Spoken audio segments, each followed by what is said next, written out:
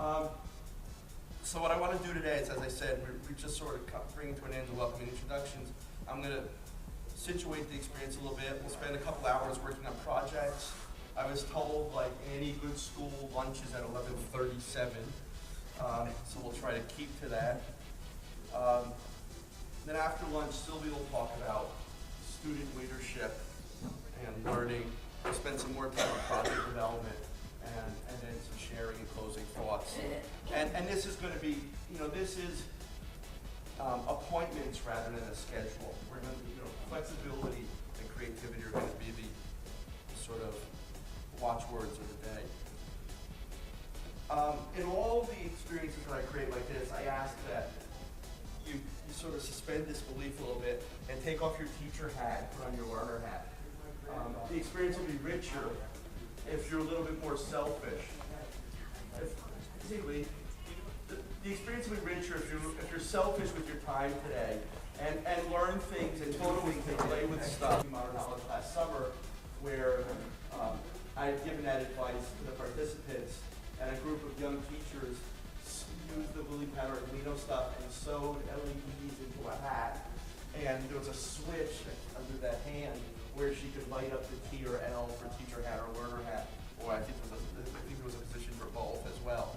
So it gives you a sort of idea of the wearable computer idea. And one of the exciting trends in this greater society, I think, is the do-it-yourself revolution. In the last 10 years or so, there's been an enormous expansion of interest in people making things and doing things themselves. And a lot of it's been spearheaded by magazines like Make, which is a sort of cross between popular mechanics meets the digital age. So it's computer science and tinkering and making things and craft. And this quarterly magazine has project ideas that range from things you could do with your 5-year-old child or student tomorrow to projects that have warnings on them that say you might kill your entire neighborhood if you do this.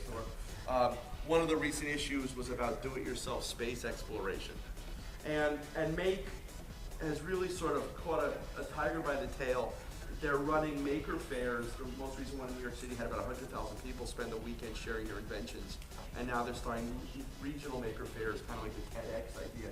That there's this growing desire. One of the ideas that Frauenfelder discusses in Made by Hand is that we fundamentally have a choice between DIY, which is do-it-yourself, and HAP, which is hire a pro. And for a long time, education has been viewed by the public as hire a pro. You put the kids on a bus and hope for the best. And even teachers, to some extent, are sort of cogs in a wheel, cogs in a machine, and have developed a sort of level of helplessness and lost some of their ingenuity because they've just sort of followed orders. But that the basic human desire to make things and to learn by having a relationship with ideas and other people and materials leads to really rich learning. So there's been a growing body of literature. I didn't bring all the materials with me, but some of my favorites. 50 Dangerous Things You Should Let Your Children Do. That actually has on each of the dangerous things a place for field notes. Like Climb a Tree, and has the educational values and the standards you can take along in your life. Or there's a series of 2, soon going to be 3 books called Geek Dad, that are sort of, again, digital and analog projects that you can engage in. And with children, and when you combine that and websites like How-To's and Instructables with another phenomenon which I think is related, which is reality television, I think you start seeing that there are real opportunities to learn both inside and outside the classroom with media, with technology in ways that never existed before. One of the reasons why I think reality television actually represents a positive trend is that I find in my work in schools across the United States, and I work in a lot of schools regularly, I'm meeting an alarming number of teenagers who have never had a conversation with an adult. They've been bossed around and been told what to do with their code names and ranked and sorted and filed and labeled. But they've never fixed a car with a neighbor, gone fishing with an uncle, or taken a cello lesson. And we can talk all we want about global competitiveness and how Finland is going to destroy us all we want. But I think the societal implications of a generation of young people who don't know how to be adults because they've never had any real positive relationship with adults really scares me. And one of the reasons why I think reality television represents a positive trend is it's an apprenticeship experience. And if you want to learn how to make a souffle or build a birdhouse or dance the Casa Doble or just be a drunken loser, there's someone you can apprentice with. And I think that has a great deal to do with a book by Neil Gershenfeld at MIT, who runs something called the Center for Bits and Atoms. And about 10 years ago began teaching a course called How to Make Almost Anything. And using water cutters and laser cutters and 3D printers and a lot of technology that costs $20,000 or $30,000, students in his class can have an idea, work on the idea, test my hypothesis, and build a finished product that actually represents the culmination of those ideas in that research and development. Much like Edison did, where he invented a research and development facility and had all the means of production available to him. Some of his colleagues at MIT started teaching courses called things like how to learn almost anything. Imagine if that was the course in a school. And Gershenfeld argues that for the price of what a computer cost a school district 20 or 30 years ago, you can now have what's called a fab lab and have this sort of personal fabrication where if you have an idea, you can make the thing that's based on an idea.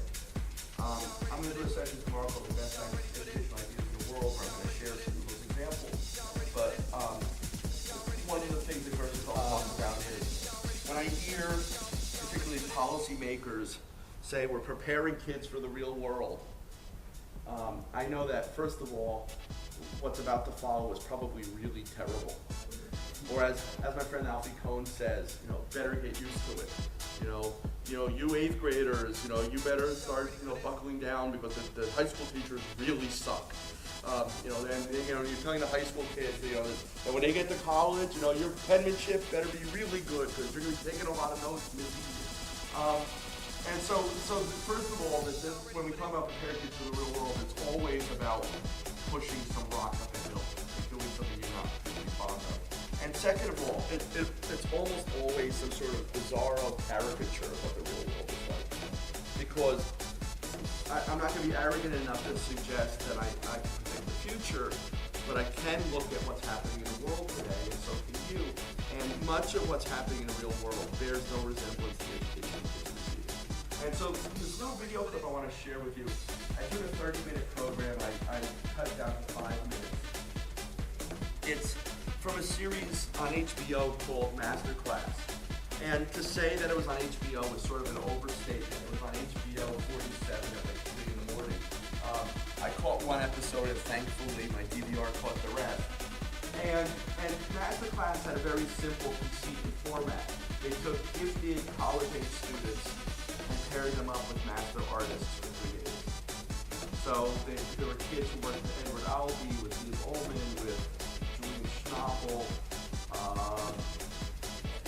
Two young dancers were paired up with choreographer Hilton Jones in one episode, and he told them that he wanted them to write a ballet, choreograph it, and perform it publicly in 3 days.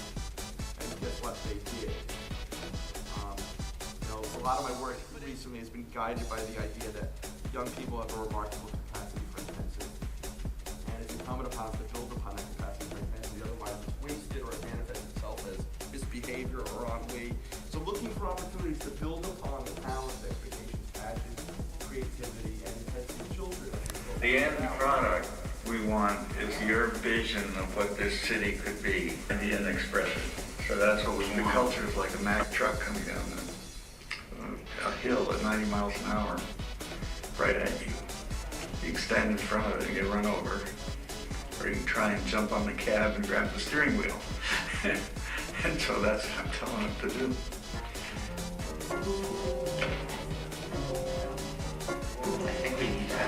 I think downtown moves around the government.